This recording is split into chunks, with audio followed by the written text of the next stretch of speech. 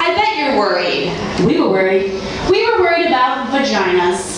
We were worried what we think about vaginas, and even more worried that we don't think about vaginas. We were worried about our own vaginas. They needed a context of vaginas, a culture, a community of vaginas. There's so much darkness and secrecy surrounding them, like the Bermuda Triangle. Nobody ever reports back from there.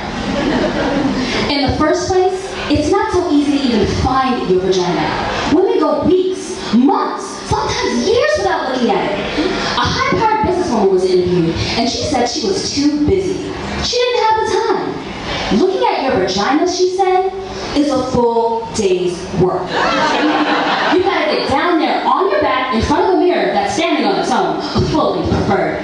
You gotta get in the perfect position with the perfect light, which is gonna shadow somehow by the mirror and the angle you're at. You get all twisted up, you're arching your head, killing your back. You're exhausted by then.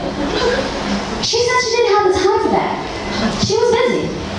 So there were vagina interviews, which turned into Vagina Monologues. Over 200 women were interviewed.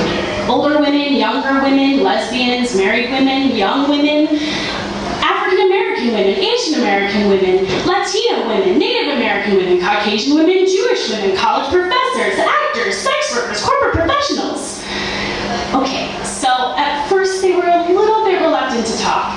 They were a little bit shy. But once you got them started, you couldn't get them to stop. Women secretly love to talk about their vaginas. Mostly because they've never been asked before. Let's just start with the word vagina. It sounds like an infection at best. Maybe a medical instrument. Hurry, nurse, bring me the vagina! Thank you. Vagina. Vagina. Doesn't matter how many times you say it, it never sounds like a word you want to say. It's a totally ridiculous, completely unsexy word. If you say it during sex, trying to be politically correct, darling, would you stroke my vagina?